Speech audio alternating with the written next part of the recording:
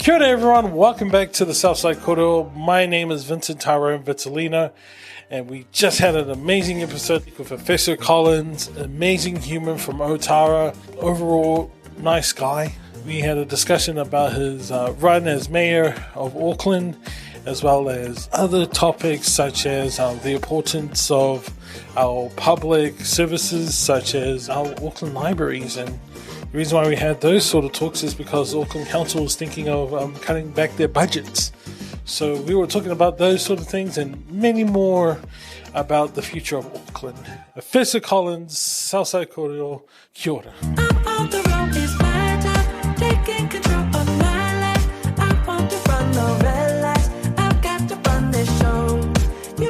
Welcome again, Efeso Collins. Thanks for having me, Vinnie. No, thank you for coming along. And I was just like, we were just thinking of our list, me and Will were thinking of the guests that we had so far last year, and we wanted to bring you back because a lot has happened. So could you fill us, our viewers, of what's happened to you? So what's up? What's been happening? I've been enjoying life outside of the limelight, and then that's why when you text and emailed and said, "Oh, come onto the podcast," I thought, "Oh no, that means I've got to be public facing again."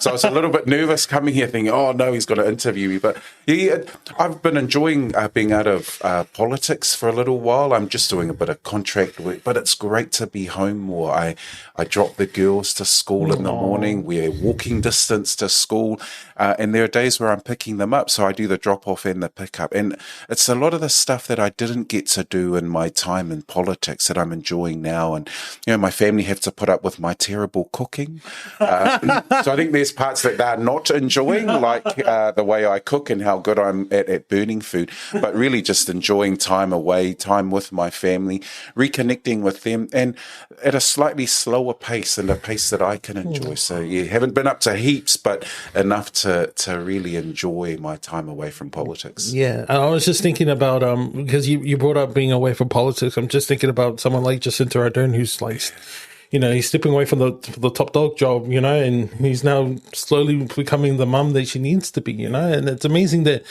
we citizens forget that politicians behind their front end, which is we call their their show end, that they're human. They need to have those times where they have to be with their families because they've been so you go away for so long trying to fight for for their rights and whatnot, but you come back home and you're so tired you don't have enough time for your family. So it's amazing to hear that. Yeah, and thank you. And I didn't realise just how tired I was as well. And I guess the campaign was busy. It was full on. And the difference between the mayoral campaign and probably central government is the mayoral campaign is me. I don't have a team of people who go out and, someone does an interview here and I'll do an interview over there. I was required to front everything. And so that's hard out. It's hard out for the campaign team, hard out on our family, but it really does tax your energy. It really taxed mine. And it took me a couple of months just to chill. And after the election and the loss, and that was another area that I had to deal with too, but it was cool to get away. And I enjoyed the time away. I've enjoyed the time to breathe. And I could probably come here feeling a bit more relaxed too. So I thought, that Vinnie's going to be that hard-hitting journalist, and so I'm feeling a little bit more relaxed. Well, it's a set change. We're not in Mount Eden. I don't have to put my Duncan Gunner glasses on. I don't have to be like. And so, what are your politics? No, it's all about just having this relaxed conversation. Yeah. And that's how I feel with nearly most politicians, that we should have this not a confrontation thing, but more of a comfortable way of talking to people. And then, you start to know about people more, especially like yourself, because now we're having a very free flow conversation. So it's free. So with that said, I want to go into your mayoral running. And how was that process when you went straight in? What got you to go, hey, I want to run for mayor? Because there must have been like a mindset for you to go, I want to raise my hand up. I want to put my name into the hat for Auckland. Yeah, throughout my life, I've been a real advocate for issues. I've always wanted people to have better opportunities I believed in a fair, equitable world. And because that's the background I come from, I thought this was important for one of us to stand up. I'm an Ōtara boy through and through. I scored school in this area. I'm a Tangaroa college boy. And I think it was important for all of us to be able to see someone up there. Often we say to young people, if you don't see it, you can't be it. And so by being upfront and committing to that role, people can see that we're in this race together, that this is our city too. And over the years, I've been involved in student politics. I've held leadership positions at church and a youth group. And so for me, it was just almost like a continuation or an extension of the journey that I was on. And so that's how I think we put our hand up. But it was a real family decision as well, because there's a lot of scrutiny on someone who's standing for the mayoralty, especially in Auckland, where you've got over 1 million people. And so as a family, we had to acknowledge that there was going to be a lot of scrutiny. People were going to be following us around. And I remember when the final results had come out, and then we were coming here to the Scorps to do my last interview or public appearance, having not won the mayoralty. And we got out of the car, and it was in my whole family, and in our faces were TV cameras.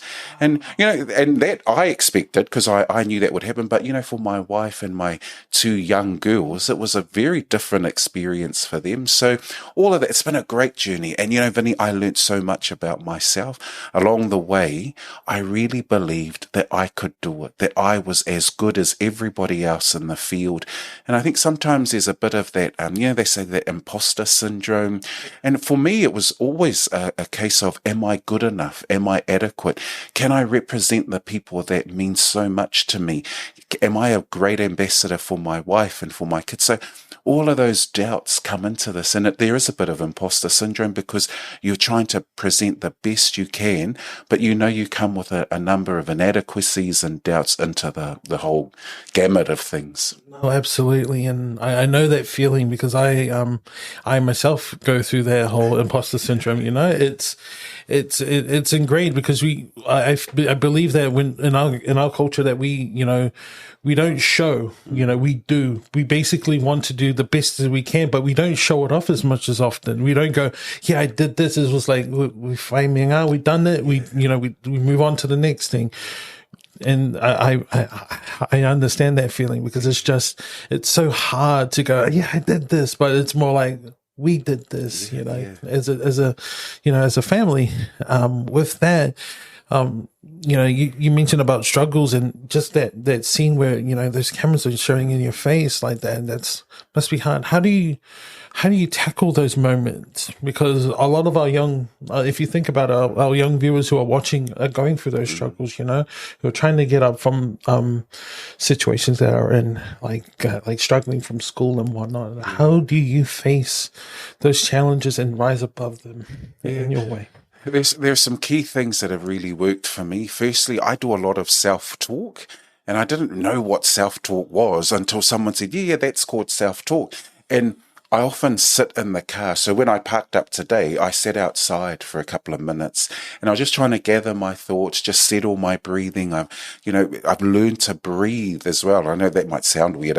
Years ago, well, we're all breathing, but the point is just to slow my breathing, to slow down. And when you're in politics and you're going from interview to interview, it's really difficult to stop and pause and breathe and think and reflect.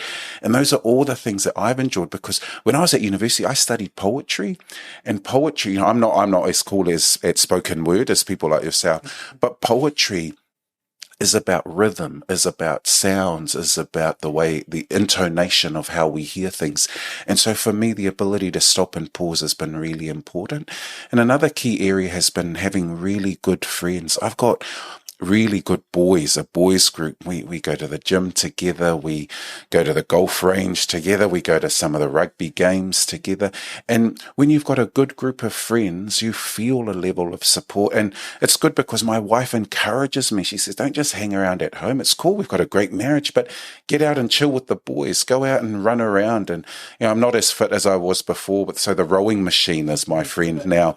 But having good friends around you, and I've got such a supportive family, whether it's my parents, my brothers and sisters, my wife and their kids, they give me so much joy and motivation, because I'm thinking of them.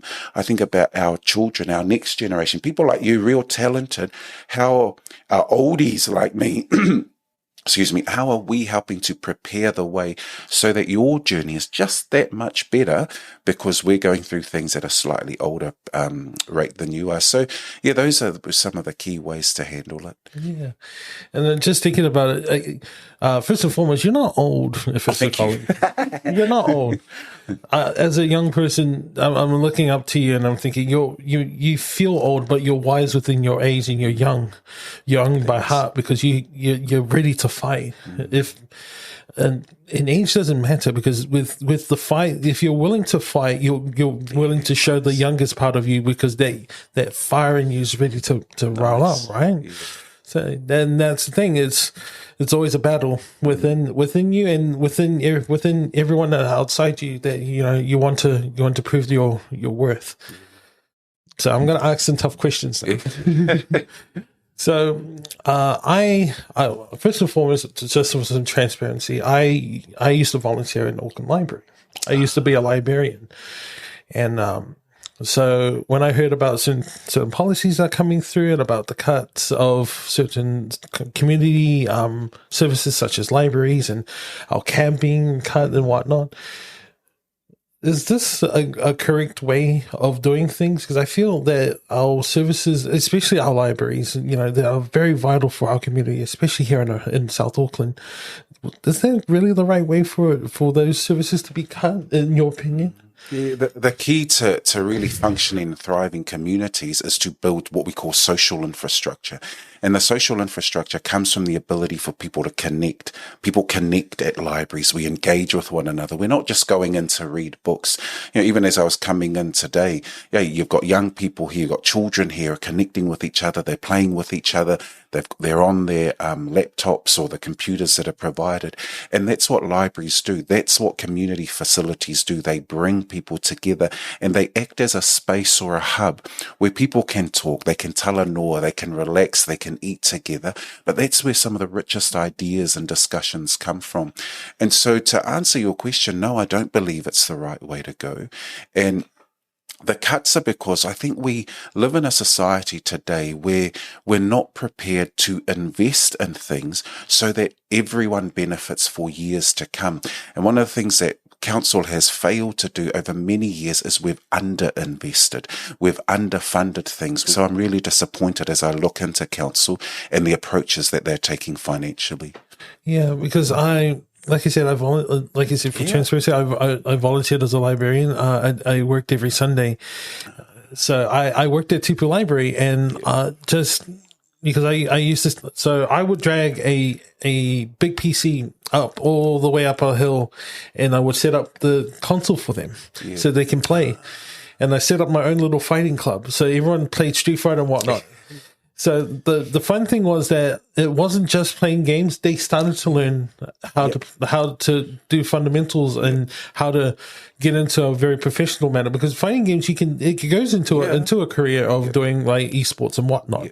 So I was doing that and whatnot, and I was just thinking, thank goodness that we have librarians who are on payroll, who give their life to provide educational purposes for these children, as well as, that personal space. I noticed that kids who are coming to the library are trying to escape from their certain situations, or they're trying to find ways to extend their knowledge. I would talk to a kid who's learning about, I learned about the Treaty of Waitangi. That's cool. Yeah, sure. Here's this aisle. Let me show you this aisle. It's really like, yeah. And it saddens me to hear about this sort of cuts. And this is the reason why I asked you here, is because then I wanted to hear from a person who was in that position, to get their opinion about certain things and how council could keep that services if you were in that position, So I guess my question is if you were in that position, how would you try and keep those facilities, those services within that council area without letting it go? Yeah, and those are difficult questions. But look, I would start by saying we're just not good with the money that we're receiving. And so we needed to look at a wide range. And during the campaign, I was inviting people to think about how are we going to fund it? Because we can't just say, cool, let's build a building and then hope that Vinnie turns up with the 10 million that we need. Life doesn't work like that. But there are ways that we could do it, and I would have done it slightly differently. I would have, we've got a 4.6 rates increase. I had said during the campaign that I would keep it at 3.5, but we now understand what the level of our debt is. One of the things that we're scared to do is to borrow. And I know some people they go, oh no, we don't want to borrow. But when I was inviting council to think about borrowing, the cost to borrow was really cheap. It was one of the times where interest rates were really low. And if you borrow, you're borrowing over 30 or 40 years, maybe even over 50 years. And so we can pay it back over time. We've got to look at borrowing, and we've got some things we can sell that aren't going to impact us. At the moment, the council's looking at selling the shares in the airport. Those are shares that Manukau brought into Auckland, and now Manukau doesn't get to determine, South Aucklanders don't get to determine how we what we do with the shares. Those shares before COVID were bringing in $60 million a year to council. So if we sell it, you might get whatever, $2 billion, but it's gone. That's it. You don't get any more money. But up until then, we were getting $60 million a year, which is helping us to fund different things, different services and facilities. So we should be looking at our golf courses, and we've got hectares of golf courses. It doesn't impact the biggest number of Aucklanders, and we should be looking at that land. I think there are 13 golf courses. Do we need 13 golf courses for 1.7 million people, where only 100,000 people use the golf course? I think it's really poor use of our resourcing. And so that's one area we could look at. So there are ways we can fund things, but I think we need a better discussion. And people have had the opportunity over the last few weeks to submit. You know how they've been asking people, come and have your say. But often it's difficult because a lot of our families don't have the time to read through pages and pages of material. And so we should be making it as easy as possible, for people to understand what the cost benefits are. But long term, we're a big city. Often we say, we want Auckland to be like Melbourne and Sydney and Singapore. Well, if we're going to be like those big cities, we've got to invest. We've got to have a better bus system, a better train system. All our bus drivers are heading off to Australia because you get paid more. And so we've got to look carefully at how do we work with central government so that we have better pay opportunities and working conditions for our bus drivers, for our train drivers. So there's so much we can do better, because when we're older, we all have to work and we're all wanting to support one another. So let's make sure that people can work in jobs that they can afford to live in this very expensive city. Absolutely. And it makes me chuckle when you say we should be like Melbourne, we should be like Sydney. But at the same time, I often think about when politicians think that way. I go, you have a beautiful country already. We're already the best of what we are. You don't need to change anything to be like them or be like them. You don't go to a country because you want that country to be this country. Yeah. You want to be us. You hear tourists that come through. It's like, I came from New Zealand and it's so great. And I love the greenery, and it's all you Kiwis are great. And I had this American who came up to me. He said this. It's like we are unique because we're here. We're not because we're not like Australia. That's right. And I was just coming up to my next question. I was thinking about South Auckland. If that's the case, then how does South Auckland be a part of that whole image of we're Sydney or Melbourne? Because it's quite hard to do that when most of our brothers and sisters are still, below that poverty line and whatnot. Our community is the point of difference for Auckland. I remember the days where when you'd be flying back in, when you'd be flying back into New Zealand, they'd play this video, Welcome to Aotearoa. Yeah. And the flea market here in Ōtara was on that video. And what it said very clearly to me is that that's the point of difference. What they're trying to say is if you're not from New Zealand, here's a place you want to check out. Accelerating Aotearoa is a place you want to check out. Ōtara Health, South Seas, these are great services doing great things in the community. And why not check them out while you're here? It's only going to take you 15 minutes to get there from the airport, but you're going to have a really enjoyable experience. And I think Māori culture, Māori outcomes is our point of difference. South Auckland is our point of difference. Pacific culture is our point of difference. People come here for Pasifika, for the Lantern Festival, for Diwali. All of those things separate us out from the norm that you can go somewhere else and get. And I hope that one day our version of Pride is going to be better than the Mardi Gras that you have in Sydney. And, and I just think there's so much that we have going for us, but it's the way in which we advertise and market that to the rest of the world. And that's where some of our investment needs to go.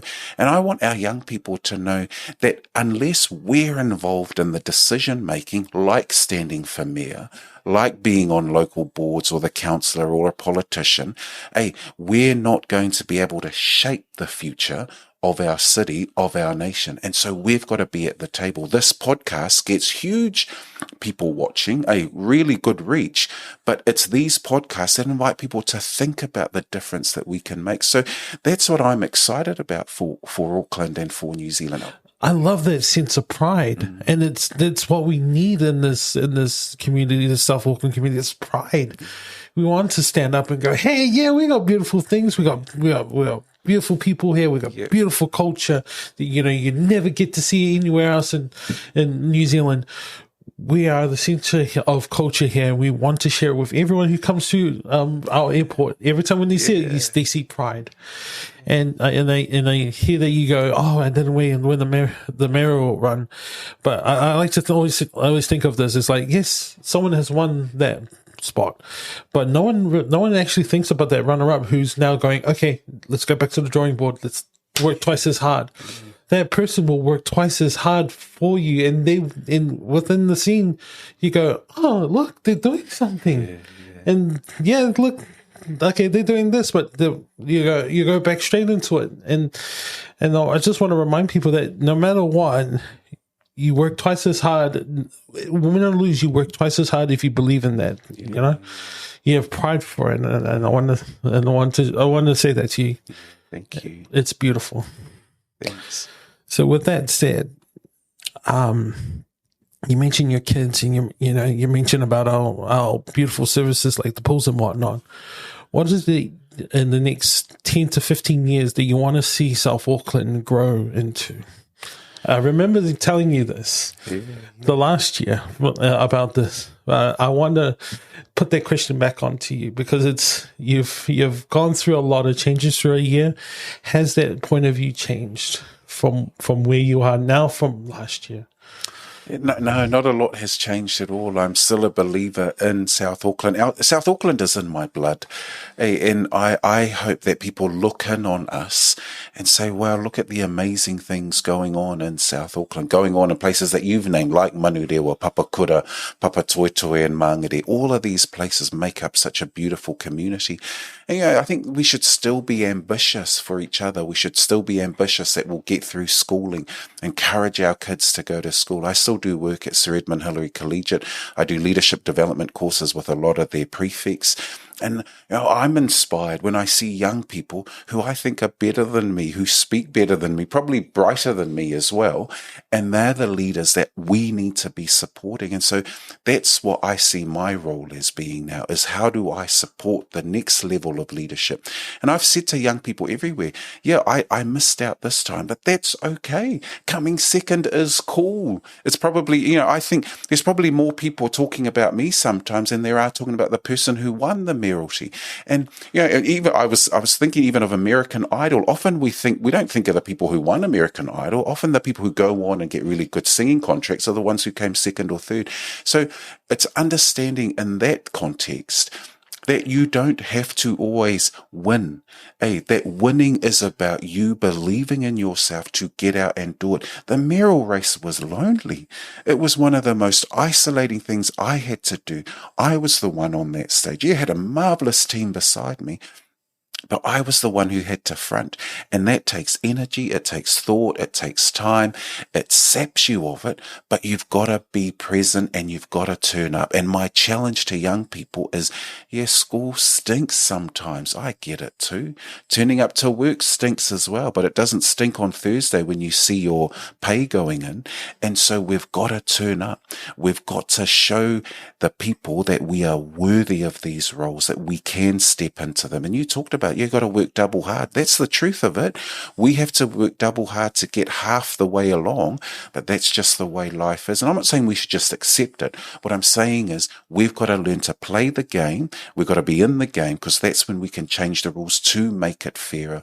So I want South Auckland to beam. I want people to stand up and say, yeah, it's tough. Hey, I celebrate when the kids turn up to school. Hey, my daughter's at St. Joseph's in Ōtara, and I know many of those families are struggling. And I jump up and down in jump jam. My daughter gets really embarrassed because Dad's the only parent at the back doing jump jam, because I think it's cool. She doesn't think it's cool at all. But we should be doing just the same when a lot of our young people turn up, because we know that they come from really tough backgrounds, and the fact that they made it to school in uniform on time means we should celebrate with them. And that's what I want people to know, is that when they show up, when they turn up, we're celebrating, and we've got to do it better. We've got to do it more. And I think it's possible. And maybe I'm just a dreamer, but this has not stopped me. In fact, not getting the mayoralties probably increased my belief that we can do even more, because I needed to see how that system worked. I needed to be tested myself. It's like you're playing your sport. You test it a little bit, you see how people tackle, and you think, cool, you get back in. And that's why, I'm going to go for central government politics now. I've had time to move aside just to think about it. But don't stop. And don't set the one goal. Set multiple goals, because whatever the talents are, it doesn't mean we all end up in the same role. It means there's a range of things that we can do. I'm going to say this right now. This is what me and Will lives for. Yeah. This is the moment we're living for. Yeah, hard. So every podcast, we want to encapsulate a moment in time of feeling. So then if anyone in the past 10 to 15 years who watched this podcast, this is the essence of Efeso Collins. If your kids get to see it in the near future, this is you, Dad, or this is Grandpa, Yeah.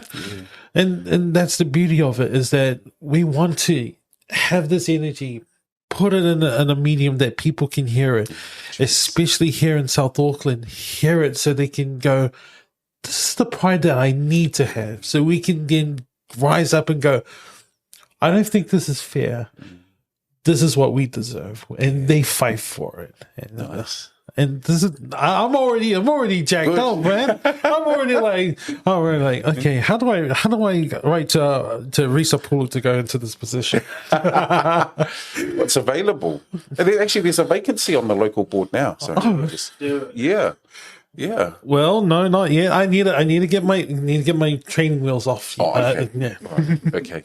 But for now, it's something that, like I said earlier, it's just we need to have these moments. We don't often have them here, where someone who's done I was talking to another person by the name of Guy Pigden who's done the 1,000 hours. So it's the 1,000-hour journey where someone has done over 1,000 hours, and they can proudly go say, "Yeah, I've done this." You have done 1,000 hours plus, and now you can go, yes, I've done this. But you then share your moments to everyone to grasp and hold and go, yeah, this is tangible. I can be able to do this. It's always been a pleasure to do this interview, Efeso. Again, I always leave off with a quote that you have, or something that you want to leave off for our viewers to take home with. So would you have anything like that? Yeah. Oh, you got me thinking now. Other than I've really enjoyed and am grateful for the opportunity. I come today because I believe in you. Hey, and I want to be able to sit here with Will, who's behind the camera and making it all work and sound right. because we've got to stand with one another, and we can't go alone. Hey, I'm a real person. I'm a real believer in journeying together. And so I just want to say, well done. I've watched this. I follow your different, the odd time I see one, I'll watch it because it's got good, kind of Facebook, and it pops up on my feed all the time. And I just think, who else is doing this, and who's going to do it your way, and who's going to sound like Vinnie, who's going to speak like Vinnie? And that's what I want. I want people to know that this is your heart being shared. I was just, as you were finishing off, and this is my quick story, is when my girl was really young, I would often get home and I would catch the train to the office. So the train was my way to kind of, what's the word, de-stress, or just kind of get out of the space. And I've always got my headset on, with my music playing in the background. But every time I'd get to the door, my daughter would come running up to the door, and she was really little at the time. And then I'd walk in, and, we'd play this game, and I'd knock on the door, and I can hear going, Dad, is that you, Dad? And I'd knock on the door. And so I know it's building the anticipation that, I'm coming home, not that I'm anyone special. But my daughter would hug me, and then I'd go to put her down. And often our thing was, she would say, Dad, hold me. And so, we'd have this laugh. My wife's rolling her eyes. Oh, here go the two dramatic people in our family. But I hope that from that story, that people know that that's our role. Those of us who are supposedly the adult in the room, who are supporting young people, amazing talent like yourself, that this is our version of holding you, that there are times that we're going to have to hold hands, that we're going to have to stand with one another. I put my arm around you and remind you, you can do this. You've got this. This is all you. And then it's going to be little times where you're just going to have to go on the stage by yourself. But I go knowing that when I look out into that stage, I see my daughter. I see my daughters now. And I know they love me back. I see my wife. I know she loves me back. I look into my community, in this community in particular, where whilst the votes and raw numbers weren't high, overwhelmingly, this is the community that voted for me. And I look out into my community, and my words are thank you. Thanks for believing in me. Thanks for standing with me. Thanks for holding me, because that's all I've ever needed, all I've ever wanted. And I pray that when I go into spaces to advocate for the community, it's my way of saying, and I'm holding you. So thanks so much for the opportunity. I really enjoyed being here. And thank you. Mahalo. And thank you. It's a perfect way to wrap up things, and I can't really. My words are just. You can see I'm already stumbling upon them. It's those are words of encouragement. I can go home knowing that I have another person's hand on my shoulder that I can be able to lean on, and feel like, I can go into the next episode, and I can go into the next person. So thank you so much for sharing that. And once again, thank you so much for watching this. I hope you enjoy it as much as I did. Kia ora. Hey! Choice. Wow, you make it real easy.